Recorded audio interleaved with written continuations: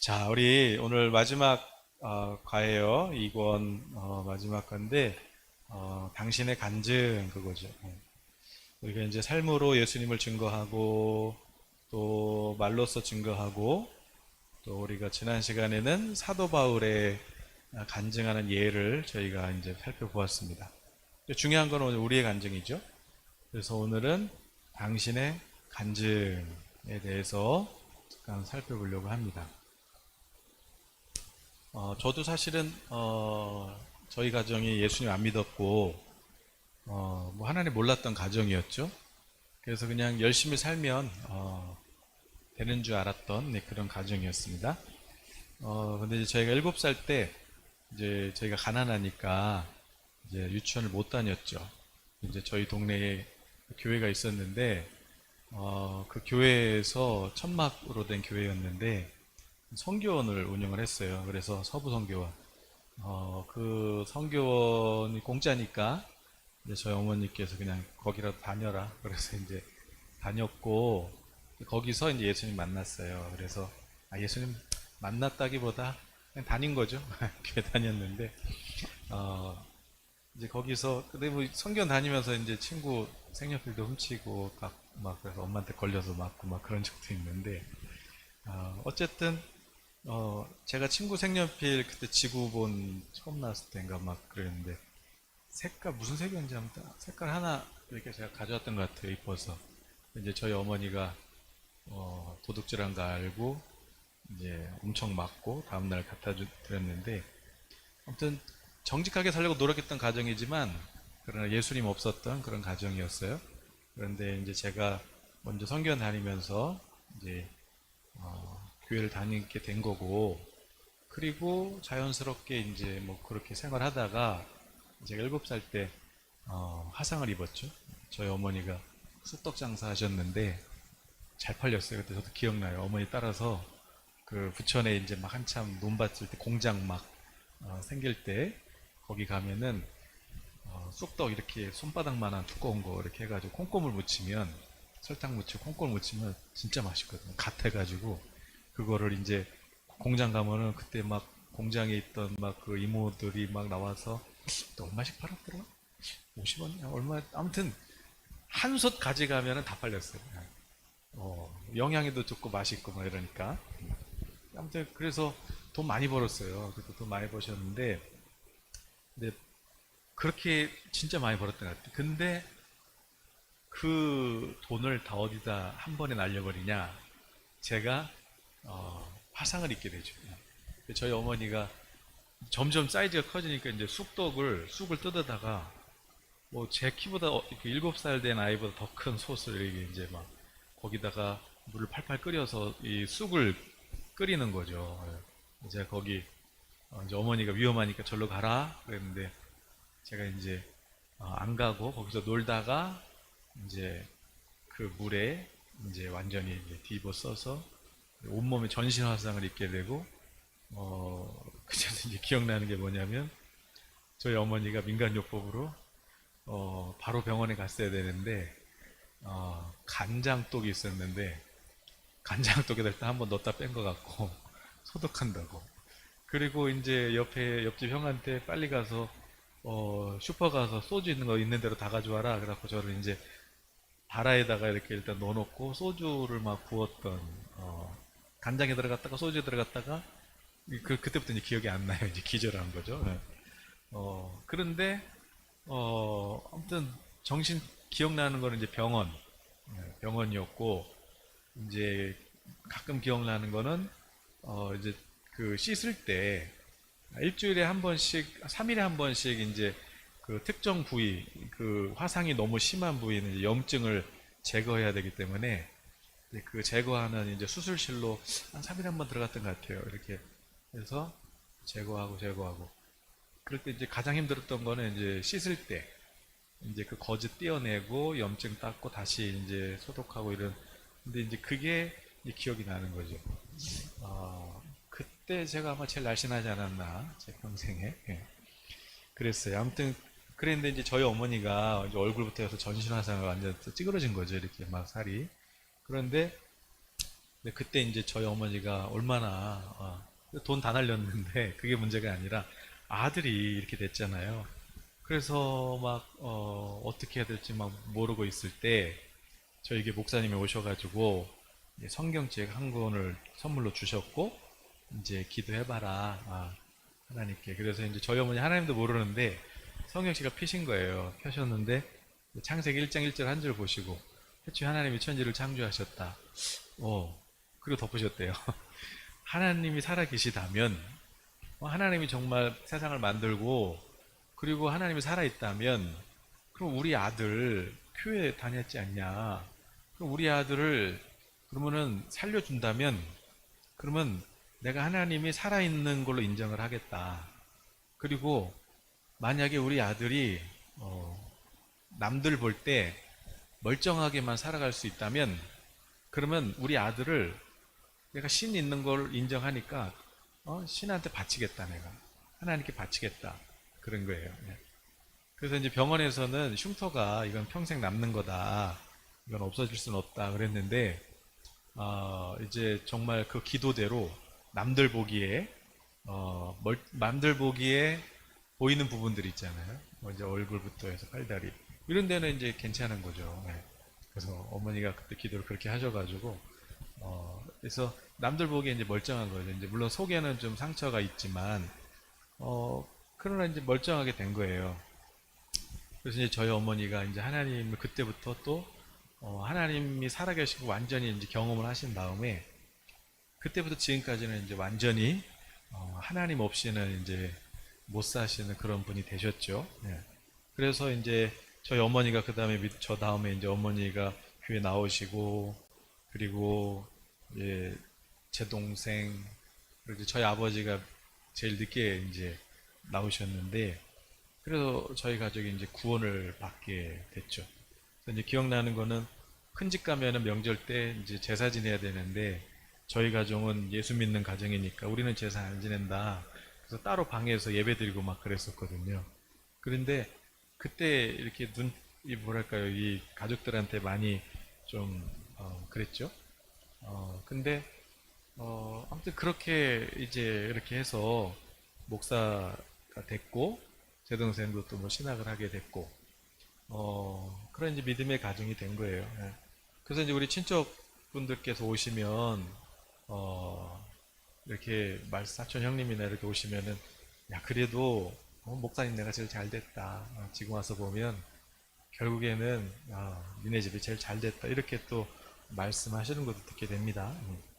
자, 어쨌든 이제 그렇게 저희 가정은 이제 구원을 받게 됐고, 그리고 더 감사한 것은 이제 주님과 이렇게 교제할 수 있는 그런 은혜를 받게 됐다는 게 너무 감사하고, 또 이제 지난주에 이제 저희 아버지께서 위독하다 막 그러실 때 이렇게 가만히 이렇게 하나님께 묵상할 때 하나님께서 저희 아버지가 한 게 없는 것 같지만 그러나 정말 저와 또 우리 동생 믿음 안에서 이렇게 잘 키워주셔서 그래서 참 이 어리석은 저도 또 책도 쓰고 또 공부도 하고 또 뭐 그렇게 경건에 대해서 깨닫는 그런 은혜를 하나님께서 주셔서 그냥 감사할 뿐이죠. 네. 그래서 저는 하나님의 은혜가 임하면 구원 못 받을 가정이 없다. 뭐 제가 이제 다는 얘기 안 했지만 아무튼 참 쉽진 않았겠죠. 예, 한 가정이 사단의 아래 있다가 불과 얼마 전까지 사단한테 그렇게 절했던 이런 가문이 하나님의 가문으로 예수 그리스도의 그 생명의 가문으로 천국 가문으로 그렇게 옮겨지는 과정이 쉬운 건 아니겠죠. 네. 3, 4대도 아니고 첫 대니까. 그러나 그 모든 과정 넉넉하게 이기고 그리고 하나님께서는 아브라함의 오늘 큐티 아브라함의 복을 주셔서 그래서 자손 대대로 하나님의 나라를 유업으로 물려줄 수 있다는 것이 정말 하나님의 은혜 선물이 아닌가 생각을 해봅니다. 저희 가정을 구원하셨다면 구원하지 못하실 가정은 없다고 믿습니다. 그래서 이제 좀 저는 길게 했는데 오늘 우리 성도님들도 누가 여러분들에게 너는 어떻게 예수 믿게 됐어? 이렇게 물으실 때 여러분이 어떤 간증할 내용들을 이렇게 준비해 놓으신다면 그러면 짧은 시간 안에 그거를 이렇게 그분들에게 예수님을 소개해 주실 수 있는 그런 너무나도 내 간증이니까 또 체험한 거니까 살아있는 그런 간증을 통해서 예수님을 증거하는 너무나도 좋은 방법이 될 수 있겠죠. 그래서 오늘은 당신의 간증이라는 그런 주제예요. 거기 한번 읽어보겠습니다. 자, 당신은 바울의 간증에 대해 공부했습니다. 당신은 어떻게 간증하겠습니까? 간증은 그리스도를 증거하는 좋은 방법입니다. 간증은 일반적으로 전도하기에 가장 어려운 친척들이나 친한 친구들에게 예수 그리스도를 소개하는데 특별히 도움을 줍니다. 그랬어요. 거기 보니까 간증은 예수님을 증거하는 좋은 방법이다. 또 친한 친구들에게 예수님을 소개하는데 특별하게 도움을 준다. 그랬어요. 누구나 간증이 있잖아요. 구원을 받았다면 역사적인 사건이니까요. 그렇다면 여러분도 간증하실 수 있죠. 자, 그래서 그 간증에 대해서 몇 가지 중요한 것들을 한번 저희들이 살펴보려고 합니다. 자, 첫 번째, 간증할 때 이제 주의할 점이 있다. 그래서 간증할 때 주의점. 자, 뭘까요? 한번 읽어볼까요? 개인적이어야 할 것. 그랬어요. 개인적이어야 한다. 그게 무슨 뜻이에요? 설교식으로 하지 말고 예수님께서 당신을 위하여 무엇을 하셨는가를 말하십시오. 나의를 사용하고 여러분 하는 식으로 하지 마십시오. 자, 주의할 게 뭐라고요? 내 간증이죠, 내 간증. 그러니까 설교하지 말아라. 설교하지 마. 간증하면서 막 설교해서 막 30분, 1시간 그러면, 누가 들어요. 그래서, 이제 상황에, 환경에 따라 다르겠지만,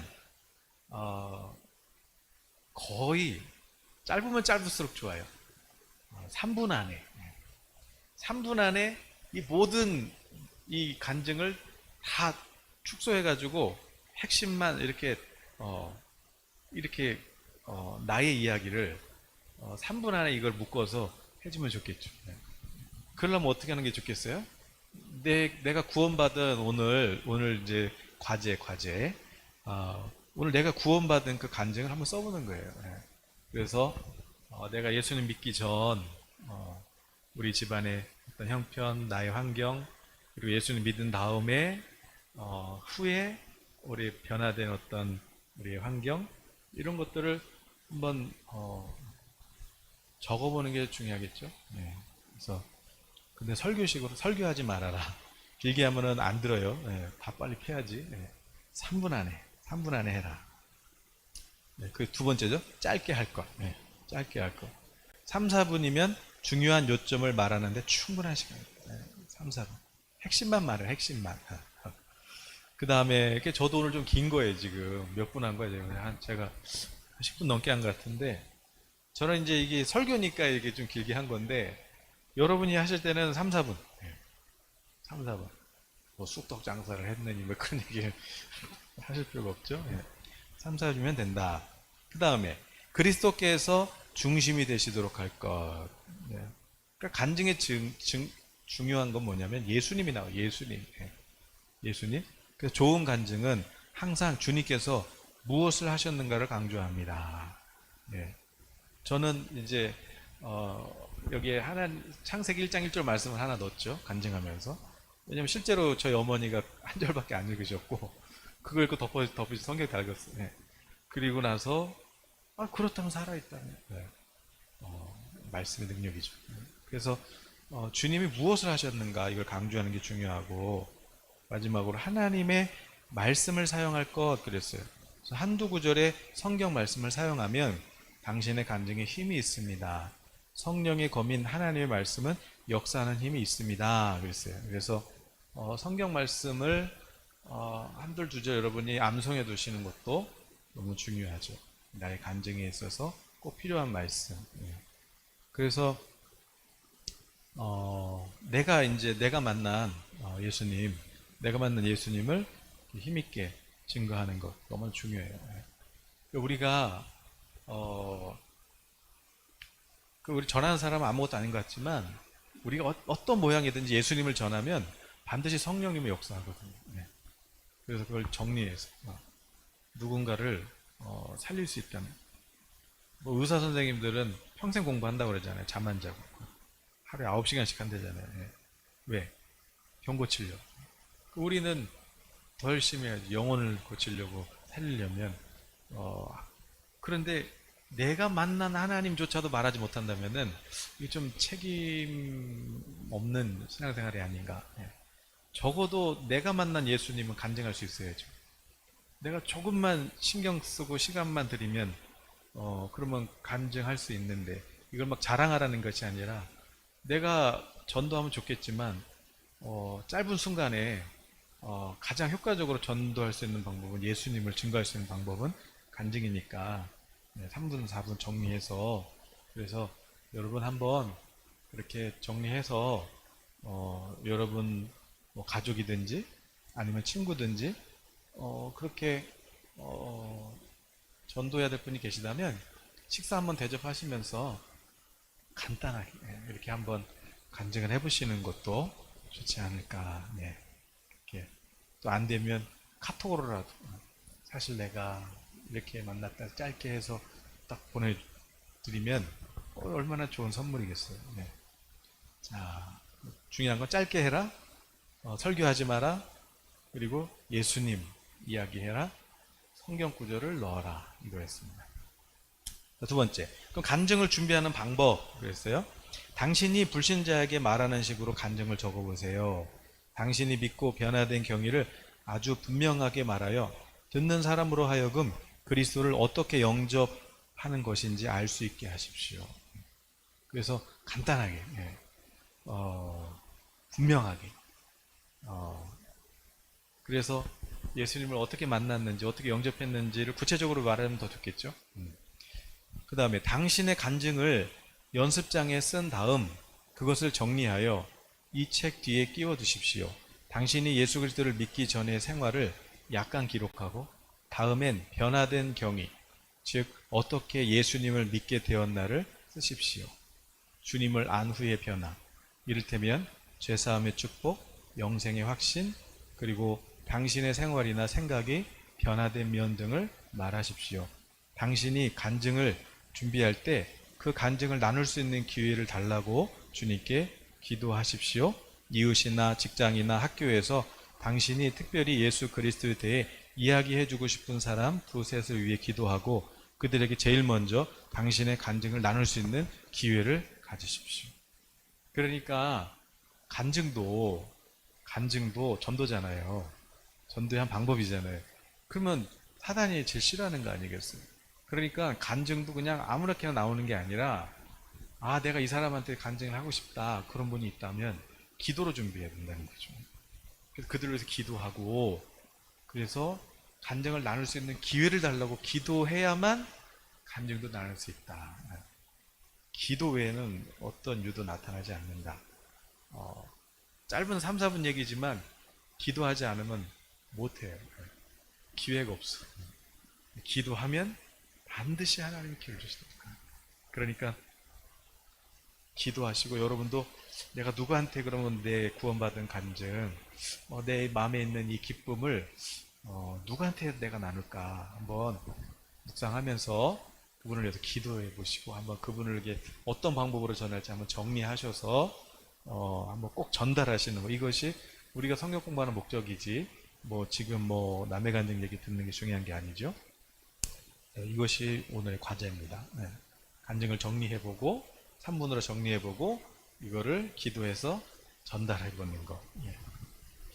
자, 거기 패트릭 헨리의 소원에서 글이 있는데, 나는 나의 모든 재산을 내 가족에게 주었습니다. 그들에게 주고 싶은 것이 한 가지 더 있는데 그것은 예수 그리스도를 믿는 믿음입니다. 만약 그들이 믿음을 가지고 있다면 내가 동전 한 푼 주지 않았더라도 그들은 부유했을 것입니다. 그러나 만약 그들이 믿음이 없으면 내가 온천을 주었다 해도 그들은 정말로 가난할 것입니다. 그렇죠? 저도 만약에 하나님이 저를 부르신다면 우리 자녀들한테 뭘 남길까? 믿음밖에 없어요. 믿음. 어떤 믿음? 하나님하고 교제하는 믿음. 저는 이거를 우리 자녀한테 나눠주고 그냥 친구랑 얘기하듯이 하나님하고 그렇게 얘기할 수 있어요. 하나님은 꿈을 주시고 말씀을 주시고 약속을 주시고 이게 보통 일이 아니잖아요. 이것만 우리 자녀들이 유산으로 물려받는다면 부유한 건 뭐 얼마든지 그거는 문제가 안 되죠. 그것을 믿음을 나눠주는 것 이게 정말 중요하지 않을까 생각합니다. 또 마지막 몇 가지 제안이 있어요. 19번 문제 한번 읽어보겠습니다. 당신은 무엇을 피해야 하며 왜 피해야 합니까? 그러니까 전도할 때 피해야 될 게 있죠. 디모데후서 2장 23절 같이 한번 읽어볼까요? 어리석고 무식한 변론을 버리라. 이에서 다툼이 나는 줄 알미라 그랬어요. 전도할 때도 마찬가지고 간증할 때 전도할 때 피해야 될 게 있어요. 뭐요? 싸우지 마라. 싸우지 마라. 그래서 막 전도하다 보면 막 싸운다니까요. 그러면 그렇게 싫으면 지옥 가시라고 막 그러면 막 그렇게 지옥 가라고 막 이거는 전도예요? 아니면 괜히 지나가는 사람 시비 걸어가지고 쌈 나는 거예요. 그런 짓 하지 말라는 거죠. 일단 말이 안 통하고 변론이 되다 보면은 싸움으로 간다는 거예요. 싸우지 말라는 거죠. 그 모습을 누가 보면 얼마나 덕이 안 되고 그 사람은 얼마나 덕이 안 되겠어요. 전도 제가 이제 한번 서울대에 가서 몇 번 전도해 본 적이 있어요. 얘네들은 도대체 어떤가? 서울대 캠퍼스 안에 들어가서 이제 전도를 하면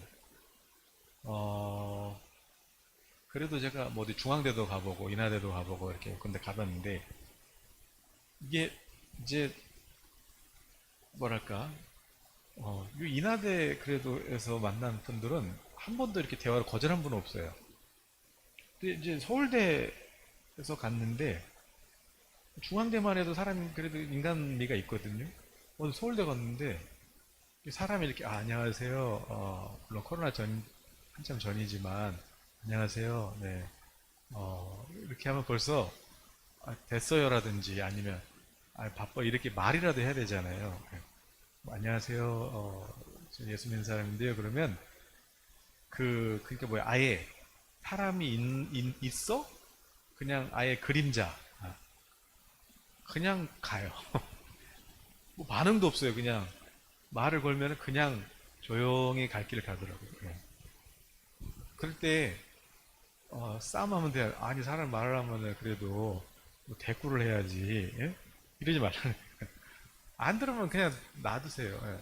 또 전도하다가 말이 안 통하면은 싸우지 말고 이겨먹으려고 그러지 말고 그냥 그러세요. 네, 좋은 하루 되시고 네, 오늘도 행복하세요. 이렇게 보내줘야지.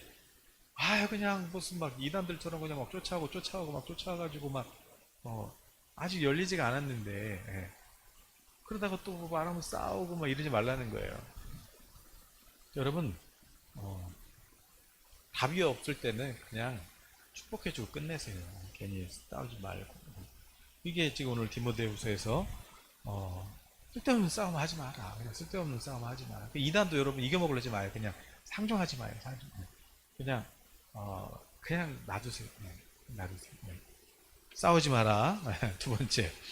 이게 오죽하면 이 교재에 나왔겠어요. 싸우지 마라 제발. 이 교인들이 전도를 어떻게 하길래 성경에 나와요. 성경에 싸우지 마라. 싸우지 마라. 20번. 디모데후서 2장 24절에서 그러면 전도인이 주의해야 될 점. 자, 한번 볼까요? 디모데후서 2장 주의 종은 마땅히 다투지 아니하고 모든 사람에 대하여 온유하며 가르치기를 잘하며 참으며 그랬어요. 그러니까 우리가 주의 종이잖아요. 주님을 증거할 때 싸우지 말고 또 모든 사람에 대해서 어떻게 해요? 온유하고 가르치기를 잘하고 참고. 그래서 다투지 말고 온유하고 가르치기를 잘하고 참고. 네 가지. 네. 싸우지 마라 또 나오잖아요. 싸우지 마라, 싸우지 마라. 이건 뭐 가르칠 때 잘 가르쳐 줘야 되는데 막 싸우면 안 돼요. 어, 아니 친절하게 그랬고 또 저도 이렇게 우리 노아를 특히 수학을 이렇게 같이 하다 보면은 아니 이게 이해가 안 간다고?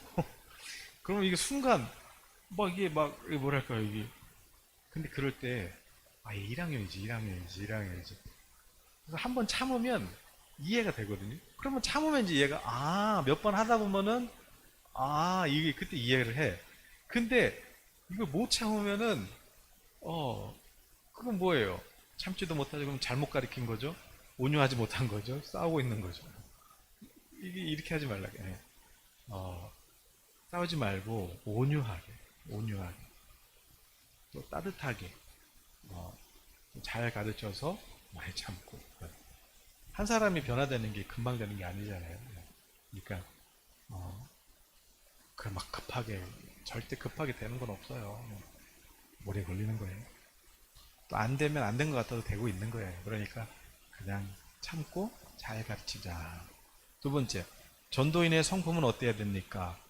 어떻게 돼야 돼? 온유해야 돼. 온유. 모세의 온유함이 땅에 덮었다. 지면을 덮었다 그랬어. 모세가 물 달라고! 물론 나중에 화도 냈지만 그래도 40년 참았잖아요. 막판에 한번 화냈지만 온유해야 된다. 온유된다. 물 달라고 막 멱살 잡고 막 아론만 뭐 친척이니까 아론만 제사장 시키냐고 돌아가면서 하자고 막 그러고 또 고기 달라고 뭐 과일 먹고 싶다고 막 이럴 때 모세가 어떻게 했어요? 기도했잖아요. 하나님 과일 먹고 싶대요. 하나님 고기 먹고 싶대요. 하나님 하나님이 정하신 건데 오해하는데 어떻게 해요? 그러면 내일 그 지파마다 대표 데리고 와. 그래서 이제 지팡이 하나 내밀어서 하룻밤 자거나 뭐라 쌍난 거 그게 하나님 택한 걸로 하자. 뭐 하나님이 지혜도 알려주시고 어떻게 해야 될지 다 알려주시죠. 그러니까 여러분이 하는 게 아니라 하나님이 하시는 거니까 그러니까 여러분이 승질내서 여러분이 막 뜻대로 안 된다고 막 그러지 말고 기도하고 기도 하나님께 맡기세요. 하나님 어떻게 해야 돼요? 지혜를 구하고 그렇게 하면 되죠. 싸우지 말자. 집에서도 싸우지 말자. 애들하고도 싸우지 말자. 사업에서 싸우지 말자. 온유해야 된다. 그렇게 참으면 그 온유가 이게 향기가 난다니까요. 향기가. 얘는 다르네. 이렇게 되는 거예요. 한 번 더 참자. 이게 상식이 안 통할 때가 많아요. 영적인 거기 때문에 아무리 얘기해도 도대체 내가 말하는 거랑 저 사람 말하는 거 서로 다른 얘기하고 있다니까요. 서로 이해가 안 되는 거죠. 그럴 때 그냥 웃어주면 돼요. 그러시거나 말이 안 되는 거 어떻게 해. 상식이 안 통하는 거 그냥 놔둬야지. 21번 전도할 때 무엇을 구해야 합니까? 사도행전 4장 29절. 자, 주여 이제도 그들의 위협함을 굽어보시옵고 또 종들로 하여금 담대히 하나님의 말씀을 전하게 하여 주시오며. 네. 무엇을 구해야 돼요? 전도할 때 위협도 있고 어려움이 있어요. 그런데 전도를 안 하면야 뭐 이렇게 당하는 게 없지만 길에서든 어디 전도를 하면 욕을 먹든 아무튼 뭔가 눈치를 받든 전도를 하면 아무튼 공격이 있어요. 그럴 때 어떻게 하라는 거예요? 기도해야 되는 거예요. 그래서 담대히 하나님의 말씀을 전하게 해주세요. 이렇게 기도하는 게 중요하죠. 전하지 않으면 어떻게 복음을 듣고 듣지 않으면 어떻게 믿음이 생기고 어떻게 구원을 받겠어요? 누군가는 전해야 되는데 글로서 전하든 말로서 전하든 뭐 뭘로 전하든 전해야 되는데 전하면 아무튼 괜히 뭔가 부딪힘이 있다 이거죠. 그래도 기도하고 온유함으로 전해주면 사실은 그분의 영혼을 사랑해서 전도하는 거기 때문에 화낼 수가 없어요. 사실은 그분들도 원하는 거예요. 근데 우리가 자세가 잘못됐고 우리 성품이 잘못돼서 이상하게 전도하면은 싸우고 그거 가지고 우리는 또 마귀 역사라고 그러고 그러지만 사실은 그분의 영혼을 우리가 사랑하는 마음으로 긍휼로 가면은 싸울 일도 없고 그분들도 더 원하는 바이죠. 우리가 문제죠. 잘못된 성품 또 그걸 위해서 기도해라. 담대히 말씀 전하게 해달라고 기도해야 된다.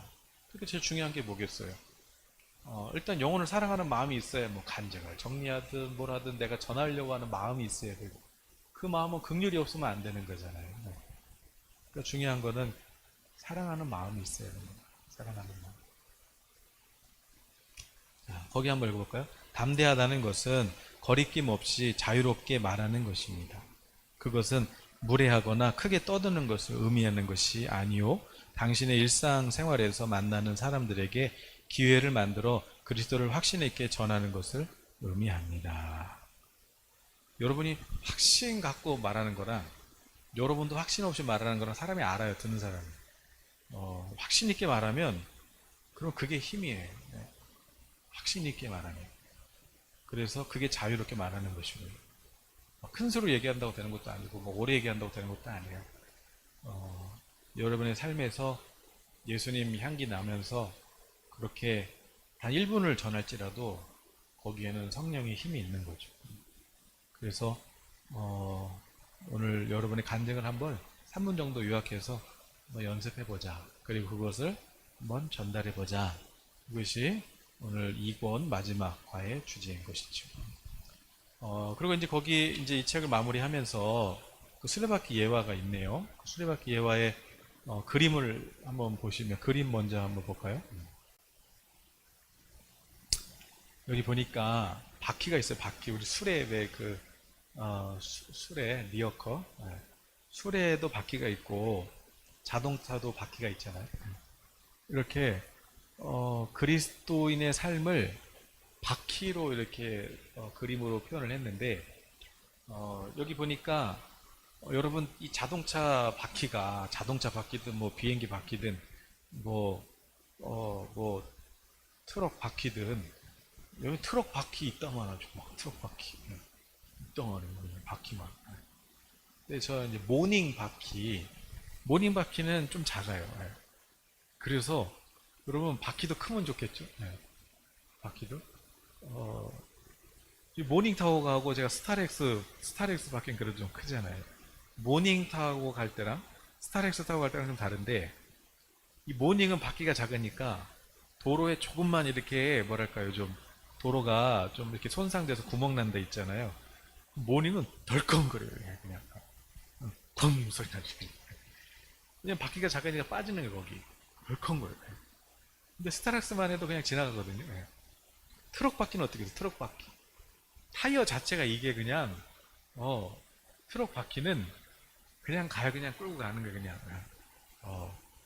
바퀴.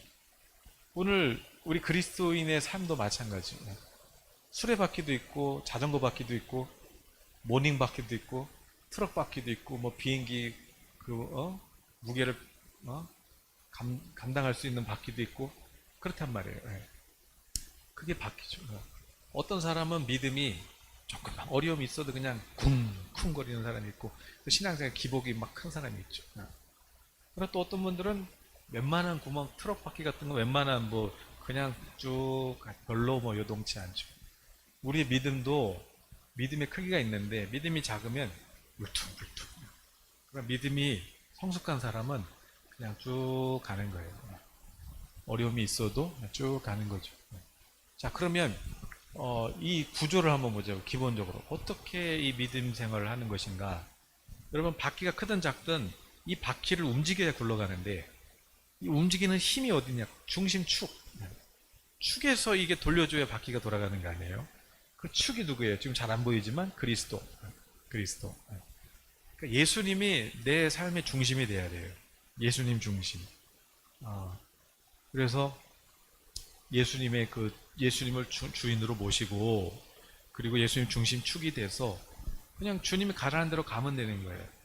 주님이 앞으로 가라, 좌회전해라, 우회전해라 그런 거 아니겠어요? 아브라함, 내가 복 줄게. 가자. 거기에 젖과 꿀은 풍성한 땅이야. 가자. 어디로 가요? 따라와. 갈 바를 모르고 갔어요. 그럼 이제 하나님 어디로 가요? 모르고 가니까 어떻게 가야 돼요? 하나님 어디로 가요? 좌회전. 하나님 어디로 가요? 우회전. 그렇게 가는 게 뭐예요?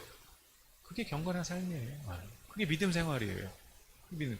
여러분 길 가다가 길 모르면은 창문 열고 할머니 어디 회관 가려면 어떻게 가요? 어 이렇게 해서 이렇게 가. 잘 모르겠는데 아무튼 알았어요. 그러고 따라. 아니 뭘 먹고 무슨 근거로 그 할머니 말 믿고 가요? 그래도 가자. 근데 하물며 예수님 주인이라고 하면서 하나님 살아계시다고 하면서 안 물어봐. 절대 안 물어봐. 주님이 말씀만 물어보면은 주님 어디로 가요? 오른쪽으로 가. 주님 어디로 가? 직진이야. 주님 어디로 가요? 잠깐 멈춰봐. 가란데로 가면 되는데. 근데 이게 안 되니까 신앙생활이 어려운 거예요. 신앙생활이. 자, 그러면 예수님을 주인으로 모시고 여기 보니까 새로 여기 휠이 있죠. 휠. 네. 휠. 이 휠이 또 튼튼해야 되잖아요. 이 바퀴는. 휠이 뭐예요? 자, 휠이 이 수직으로 된 휠은 뭐냐면 우리가 하나님 말씀하시고 우리는 기도하고 이게 뭐 교제하는 거잖아요. 하나님하고 교제. 이게 기도잖아요. 하나님의 언어로 같이 교제하는 거. 이게 기도잖아요. 하나님은 말씀하시고 우리는 기도하고. 이게 기도죠. 이게 하나의 휠을 만드는 거예요. 그래서 누구야 또 사무엘, 네, 내가 내 마음에 드는 애 있는데 이세 집에 있어. 이세 아들 중에 있어. 가봐. 아니 처음부터 하나님이 막내야 이렇게 찍어주면 되잖아요. 근데 가래. 알았어요. 갔어요. 갔는데 8명이 있는데 딱 봐도 첫째인가 보다. 와, 얘가 누가 봐도 얘인가 보다. 역시. 그래서 실수할 뻔했죠. 근데 사무엘이 누구예요? 선지자잖아요. 선지자인데도 못 알아봐. 그래서 야 기름 부자. 잠깐만. 외모 보지 마. 난 중심 보자. 여기 없어. 그냥 사무엘이 그제서야 아이고 큰일 날 뻔했다. 여기 말고 또 없냐고. 막내 있다고. 데려오라고. 얘야 얘. 그래서 기름 붓죠. 하나님은 가. 그래서 가야 그 다음에 또 말씀하시고 또 거기까지 가야 또 말씀하시고 이런 거예요. 하나님이 처음부터 막 얘기해놓고 그냥 가는 게 아니에요. 그러니까 우리는 갈 바를 모르고 가지만 그러나 분명한 건 하나님께서 가장 좋은 곳을 나에게 인도하고 계신다는 믿음을 갖고 가야 되는 거예요. 그게 이제 휠을 만드는 거예요. 그 기도 생활. 자, 그럼 가로축은 뭐예요? 가로축은 보니까 인간과의 관계예요. 사회생활. 자, 먼저 안 믿는 사람한테는 어떻게 해요? 불신자들한테는 예수님을 증거해야죠. 불신자들한테는 예수님을 증거해 전도해야죠. 그 다음에 교회 안에서 믿는 자들에게는 믿음의 교제를 해야죠. 믿음의 교제. 그래서 이거는 뭐예요? 전도와 또 교회 안에서 교제. 이게 또 가로축이에요. 그런데 어떤 분은 하루 종일 기도 막 해. 기도 막 몇 시간 해. 그래서 세로축은 길어. 근데 전도는 안 해. 그리고 교제도 없어. 나는 그냥 나 혼자 신앙생활이야. 교제 안 해. 그러면 전도도 안 해. 그러면 세로축은 긴데 가로가 짧으면 타이어가 어떤 모양 바퀴가 무슨 럭비공 모양이잖아요. 그럼 이게 굴러가겠어요? 이게 어디로 튈지 모르지? 안 굴러가지.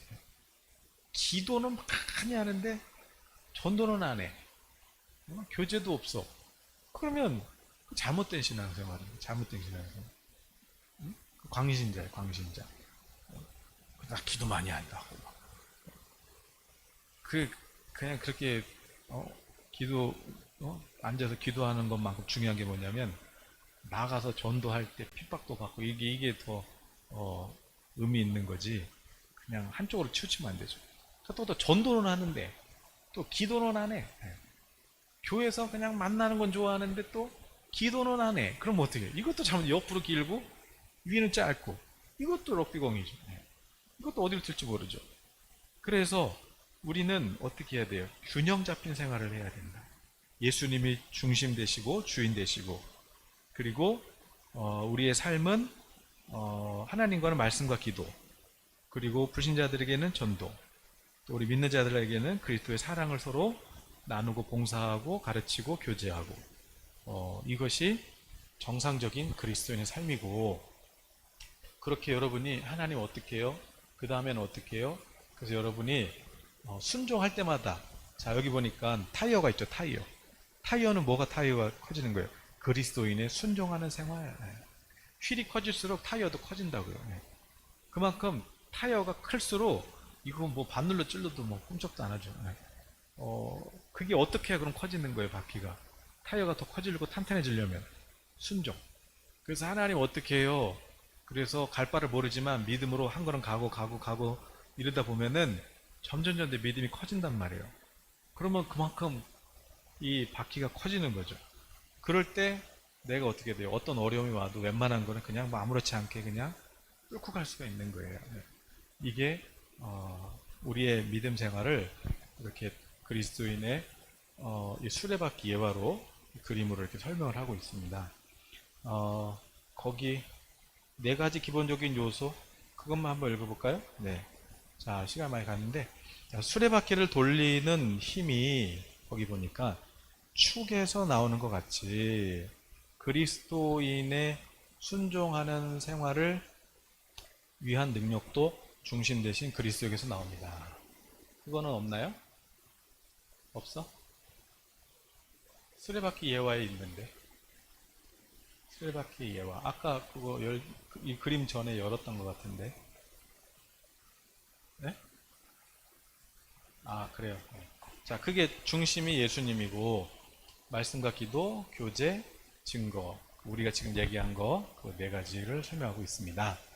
자 이러면서 오늘 그리스도와의 교제 2권이 이제 마쳤는데 이제 제가 그 다음 주부터는 3권이 뭐냐면 그리스도와의 동행인데 이거를 할까 그랬는데 이거보다는 이게 3권이 뭐냐면 이제 교회가 뭐냐 또 성경이 뭐냐 뭘 이런 기도의 원리 이런 건데 그거보다는 다시 우리가 예전에 우리가 우리 또 새생명 기초 우리가 했던 거 있죠.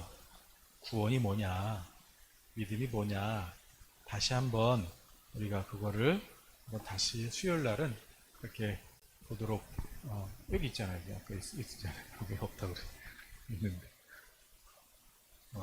이거 이제 읽어보세요. 네, 다 얘기한 거예요. 네. 자, 그래서 수요일 날은 다시 이제 우리 어떤 믿음의 용어들 기초 다시 한번 하도록 하겠습니다. 우리 찬양하고.